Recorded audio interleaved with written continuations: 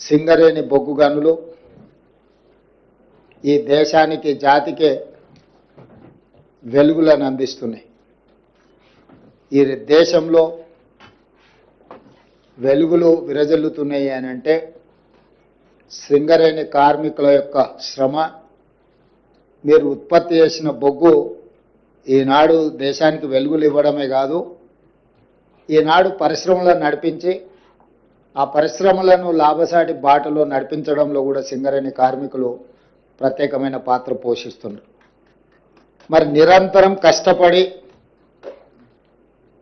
ఈ జాతీయ ఆదాయంలో, రాష్ట్ర ఆదాయంలో అత్యంత కీలక పాత్ర పోషిస్తున్న కార్మికులకు ఆ సంస్థకు వచ్చిన లాభాలలో భాగస్వాములను చేయాలని, వాళ్ళకు వాటాలు పంచాలని, ఒకనాడు సింగరేణి సంస్థ నష్టాలలో కూరుకుపోయి మూతపడుతుంది అనుకున్న సందర్భంలో కాకా వెంకటస్వామి గారు కేంద్ర ప్రభుత్వంతో సంప్రదించి ఆనాడు ఈ సంస్థను ఆదుకోవడానికి అవసరమైన చర్యలన్నిటిని కూడా చేపట్టింది.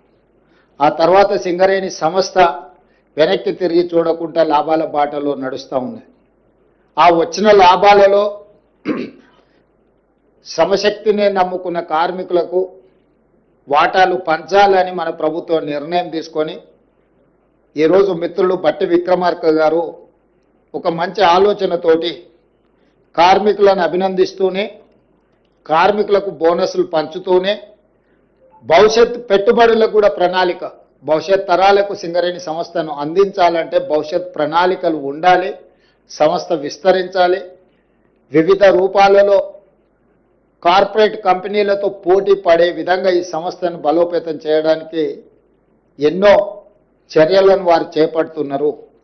అందులో భాగంగానే లాభాలు 6,394 కోట్లు 2024-25 సంవత్సరానికి లాభాలు వస్తే అందులో కార్మికులకు పంచడానికి దాదాపుగా వారు 4,034 కోట్ల రూపాయలు ఈరోజు వారికి కేటాయించడానికి ముందుకు వచ్చిండ్రు.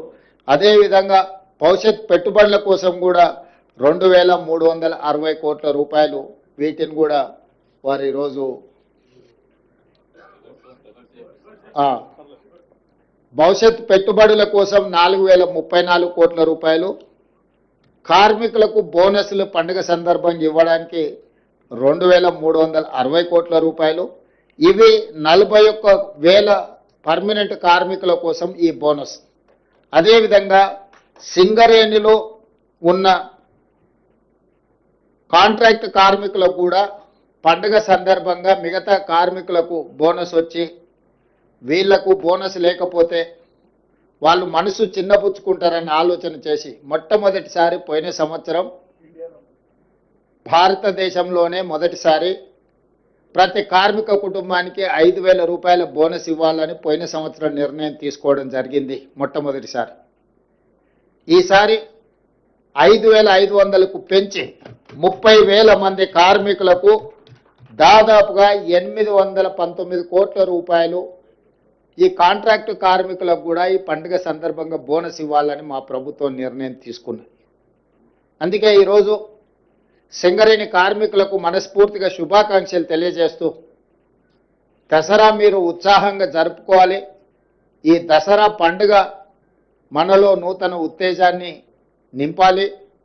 సింగరేణి సంస్థ మరింత లాభాల బాటలో నడవాలి.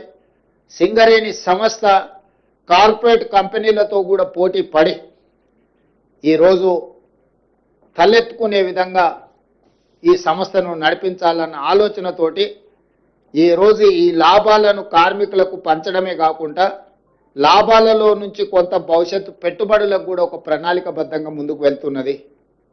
దీనికి సంబంధించి మా డిప్యూటీ సీఎం గారు కార్మిక సంస్థలతో మాట్లాడి భవిష్యత్ విస్తరణ ఏ విధంగా ఉండాలి, గతంలో ప్రభుత్వం నామినేషన్ బేసిస్ మీద మైన్లు ఇవ్వడానికి వీల్లేదు, మేము అన్ని టెండర్లు పిలుస్తామని కేంద్ర ప్రభుత్వం నిర్ణయం తీసుకొని సింగరేణి ప్రాంతంలో 2 గనులను ప్రైవేటు సంస్థలకు కట్టబెట్టడం జరిగింది.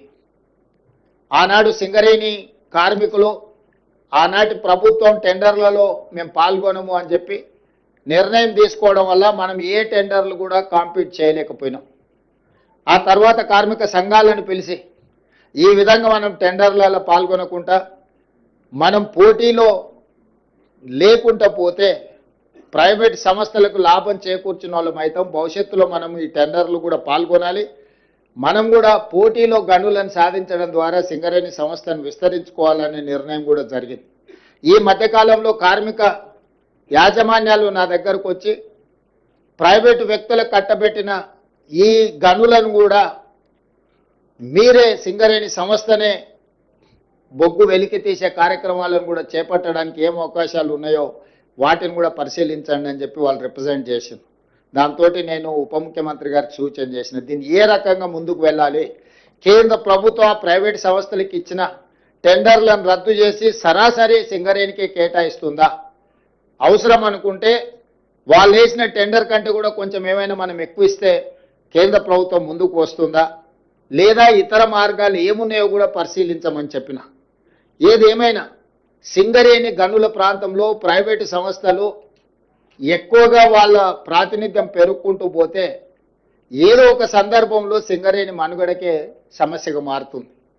అందుకే ఈరోజు ఆ సమస్యని కూడా పరిష్కరించుకోవాలి. కార్మికుల సంక్షేమం కోసం, కార్మికుల యొక్క అభివృద్ధి కోసం